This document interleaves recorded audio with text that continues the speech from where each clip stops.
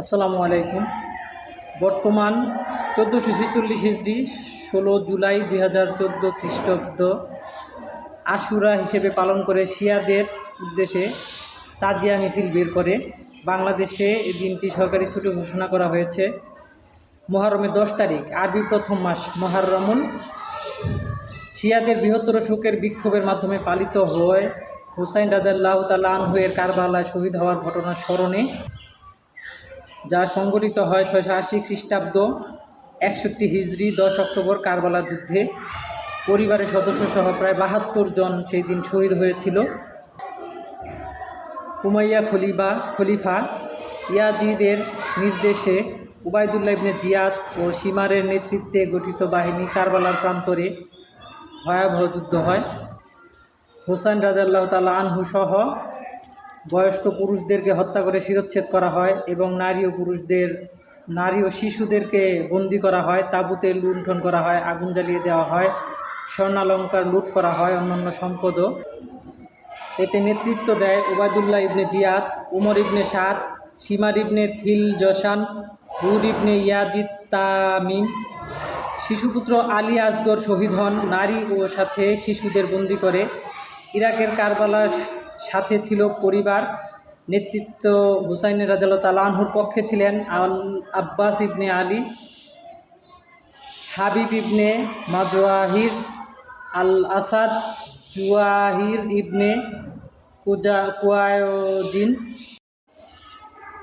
কুফাবাসীর শত শত চিঠিতে তাদের অনুরোধ ছিল তিনি কুফায় গেলে হুসাইন রাদিয়াল্লাহু তাআলা আনহু এর নিকট বায়াত হবেন। এই সংবাদে তিনি তার চাচাতো ভাই আকিল ইবনে তালিবকে পাঠিয়েছিলেন সেখানে। আসসালামু আলাইকুম।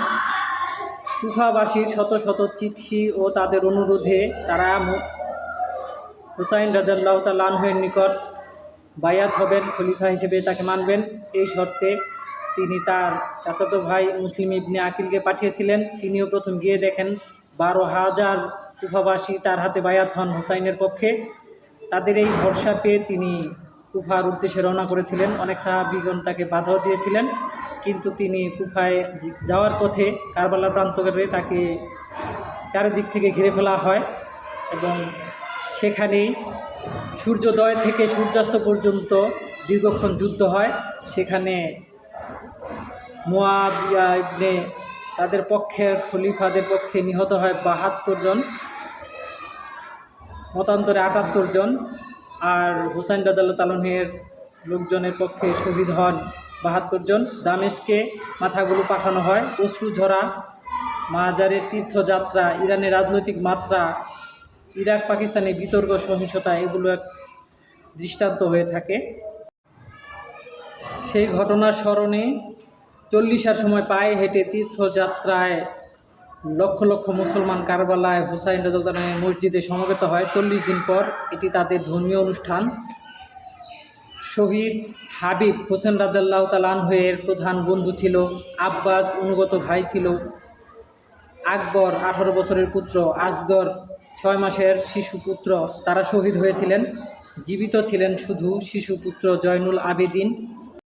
হুসাইন রাদিয়াল্লাহু তাআলা আনহু 3টি শর্ত দিয়েছিলেন ইয়াজিদকে, যে হয় তাকে ইয়াজিদের কাছে নিয়ে যাওয়া হোক, অথবা তাকে মুসলিম কোনো রাষ্ট্রে ছেড়ে দেওয়া হোক, অথবা তাকে তিনি যেখান থেকে এসেছেন সেখানে পাঠিয়ে দেওয়া হোক। কিন্তু কোনো শর্তে মানা হয় নাই। উবাইদুল্লাহ ইবনে জিয়াদ তারা ষড়যন্ত্র করে তাকে ওখানেই হত্যা করেন। সেই মর্মান্তিক ঘটনা কারবালার প্রান্তরে ঘটে। মূলত বর্তমানে সেই ঘটনাকে কেন্দ্র করেই বাংলাদেশে শিয়াগণ বেশি গুরুত্ব দিয়ে উৎসব পালন করে। এই হুসাইন রাদিয়াল্লাহু তাআলা আনহু ছিলেন মা ফাতেমা এর কনিষ্ঠ পুত্র, হযরত আলী ইবনে আবু তালিবের সন্তান। তার ভাই ছিলেন হাসান রাদিয়াল্লাহু তাআলা আনহু। জন্মের পর রাসূল তার কানে আজান দেন। 7ম দিনে আকিকা, মাথায় চুল কাটা ও সেই পরিমাণ রূপা সাদকা করেন। তার জন্ম হয়েছিল 4 হিজরি 3 শাবান মদিনায়। শারীরিক গঠন ছিল রাসূল সাল্লাল্লাহু আলাইহি সাল্লামের প্রতিচ্ছবি। রাসূল বলেন, হুসাইন আমার, আমি হুসাইনের। সূত্র তারিখে কাবির। তিনি আর বলেন, হাসান ও হুসাইন প্রত্যেকেই জান্নাতি যুবকদের সর্দার। সূত্র তিরমিজি। তিনি বলেন, হে আল্লাহ, আমি এই দুজনকে ভালোবাসি, সুতরাং তুমি তাদের ভালোবাসো এবং যে ব্যক্তি তাদের ভালোবাসবে তুমি তাদেরও ভালোবাসো। সূত্র তিরমিজি।